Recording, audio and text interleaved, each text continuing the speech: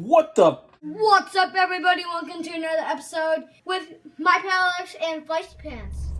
What's up, everybody? Welcome to another episode of Alex's Toy Show. We're back, and we have the code. We're doing picks for Extreme Rules Sunday. So if you're watching this, it's today. Get the hell out of here! First off, I got to start with Liv Morgan on SmackDown. Now, Liv Morgan sees herself in the same sentence as the four horsewomen, because there's still genders.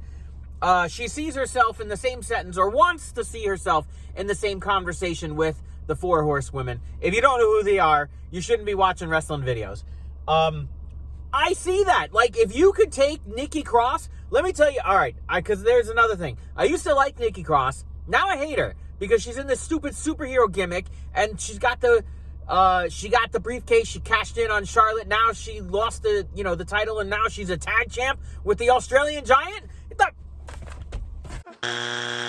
I'm so mad because Liv Morgan is more than that. Okay, so she was the Riot Squad with Ruby Riot. Ruby Riot's gone.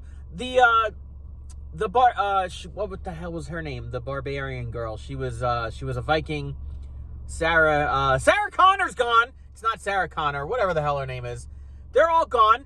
So now Liv Morgan is time to shine. She was in the Money in the Bank match, and you got to go and give the Money in the Bank briefcase to Nikki Cross, and now she's almost a superhero? I could see if she was a superhero, and you could stand back because there's a hurricane coming through, but she's almost a superhero.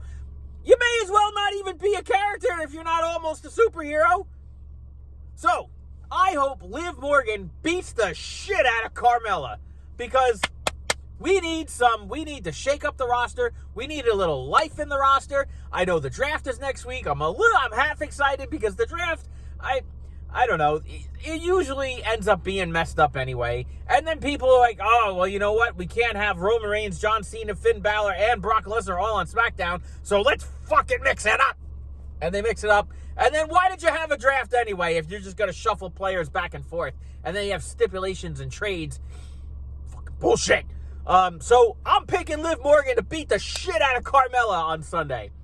Now, if you watch SmackDown, notice that they did not say all the matches during the Roman Reigns match versus one half of the Street Profits there. They gave you all the matches for Sunday's pay-per-view, and they didn't list it all. Like they didn't say anything about the RK Bro versus Bobby Lashley at MVP. Are they not wrestling all of a sudden on the pay-per-view for the tag titles? I don't know. But I'm still going to pick a winner. All right, so I'm picking Liv Morgan to beat the shit out of Carmella. Now, there was a little, before they cut to commercial on SmackDown, Nikki Cross and Rhea Ripley, Nikki ASH, whatever the fuck you want to call her. Listen. There's a reason why these videos are not made for children. I call a spade a spade. I don't like them anymore.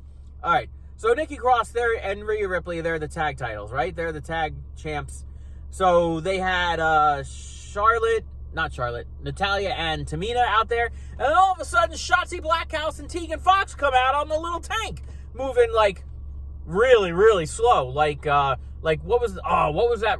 Was that WrestleMania or SummerSlam where they're coming out on the golf carts and they're roped off? Wow, I don't remember. I want to say that was a WrestleMania.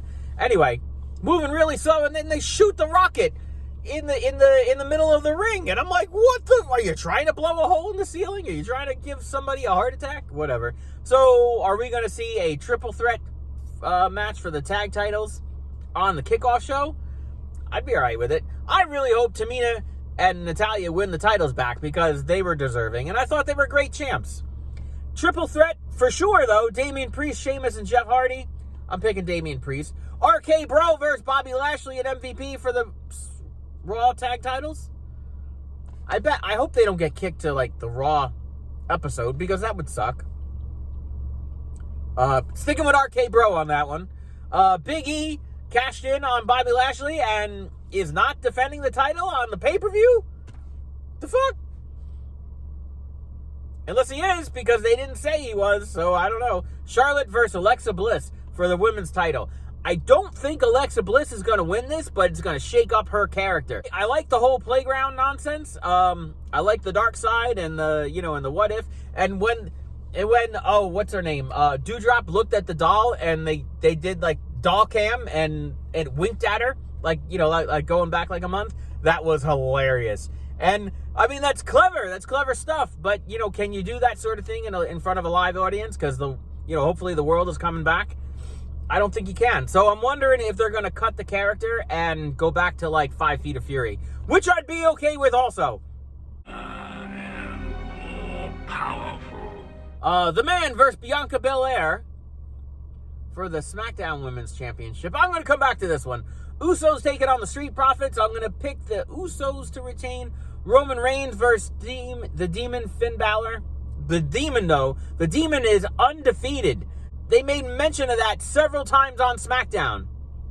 So that means he's going to lose. This will be the first loss to the Demon, Finn Balor, and Roman Reigns will retain.